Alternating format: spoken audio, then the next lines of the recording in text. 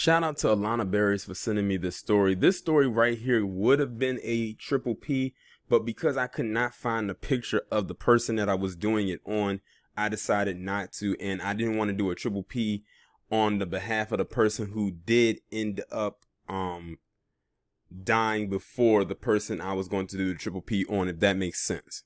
So in this picture, well, first off, let me set the tone. It says Louisiana trooper face firing in black man's death, dies in crash. So this man right here, who you see in this picture, and I'm guessing those are his kids and maybe another female relative, are holding up signs that says justice for Ronald Green, September 28th, 1969 to May 10th, 2019. And he was killed due to police brutality. And the name of the trooper, whose name is Master Trooper Chris Hollingsworth, was the one who killed this man.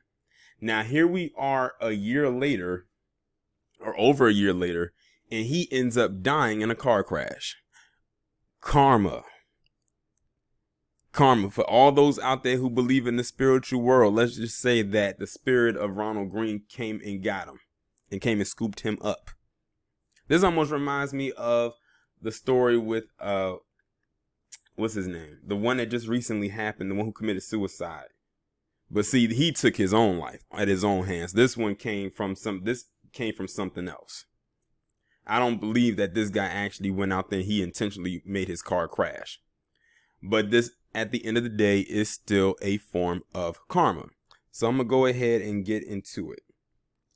A Louisiana state trooper has died following a single vehicle highway crash that happened just hours after he learned he would be fired for his role in last year's in custody death of a black man. Master Trooper Chris Hollingsworth was pronounced dead Tuesday following a brief hospitalization, Warren Lee, chief investigator for the Ouachita Parish Coroner's Office, told the Associated Press. Hollingsworth had been airlifted to Shreveport early Monday after crashing his personal vehicle on Interstate 20 near Monroe. Police have not released any details about how the crash occurred. Hours before, Hollingsworth had received word that state police intended to terminate him following an internal investigation into the May 2019 death of Ronald Green, a case that has drawn mounting scrutiny and become the subject of a federal civil rights investigation. Well, now that I think about it, and after just reading that part, I wouldn't be surprised if this man did go out there and intentionally crash his car to make it seem like he got just in an accident, because it's no coincidence that he finds out that he's going to be fired from this case because of what happened here, and then hours later he ends up dead in a car crash. That plays off just like the other one with the guy who found out that the grand jury was going to indict him on those charges and he kills himself. And now this guy finds out he's going to be fired and then he just dies in a car crash. So now that I think about it, I might want to walk back my statements a little bit and say it's a good chance that he did go out there with the intention to kill himself, and that's how he did it. But see, dead people don't talk. Unless they can find some kind of something faulty with his car, which I doubt it, then it's a slight chance that he probably committed suicide by, causing his own accident. Authorities initially said Green died after crashing his vehicle into a tree following a high-speed chase in rural northern Louisiana that began over an unspecified traffic violation, but Green's family alleges troopers used excessive force and brutalized him while taking him into custody. I'm kind of mad that I didn't learn about this story last year. State police, despite growing pressure, have repeatedly declined to release body camera footage and other records related to Green's arrest, citing the ongoing investigations. Green's family called for the immediate arrest of the remaining men responsible for this tragic and unnecessary death. Troopers Hollingsworth's family has the finality of knowing exactly how he died as their community mourns his loss, said Lee Merritt, a prominent civil rights attorney representing the family. The family of Ronald Green, however, is still being denied the same finality by the state of Louisiana. Well, look at that. It says that Lee Merritt is representing the family of, if I'm reading this correctly, of the one who just died in the car crash, and not so much the family that is mourning this guy's death. Not that it wouldn't really matter, because I look at Lee Merritt and Ben Crump as the same entity. Green's family had filed a federal wrongful death lawsuit alleging troopers brutalized Green and used a stun gun on him 3 times and left him beaten, bloodied, and in cardiac arrest before covering up his actual cause of death. The controversy deepened last week when Green's family released graphic photographs showing deep bruises and cuts to his face and other photos showing his car with little damage. That raised questions about whether Green received those injuries in a car crash, as authorities initially told his family, or when troopers arrested him. And I'm looking at the pictures right there, and they are brutal. I'm not going to show them on the screen, but I can describe how it looks like. On the top of his head, he has like a gash on the top of his head.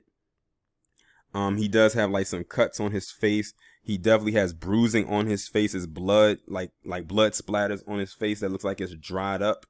So yeah, like looking at that.